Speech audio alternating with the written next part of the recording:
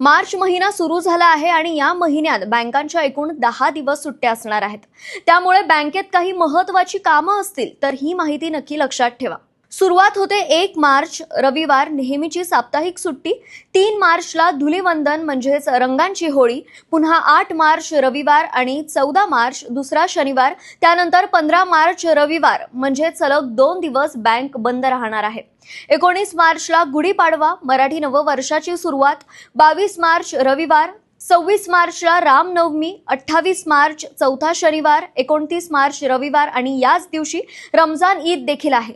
आणि महिन्याच्या शेवटी 31 मार्चला महावीर जयंती म्हणजेच सण आणि शनिवार रविवार एकत्र आल्यामुळे काही ठिकाणी सलग सुट्ट्या आहेत। त्यामुळे चेक क्लिअरन्स, ड्राफ्ट किंवा इतर बँकेची कामं थोडी उशिरा होऊ शकतात। ऑनलाईन बँकिंग सुरू असलं तरी शाखेत जाऊन करायची कामं असतील तर आधीच प्लॅन करा। तर मंडळी, शेवटच्या क्षणी धावपळ टाळायची असेल तर आजच तुमचं बँकेचं काम आटपा। धन्यवाद।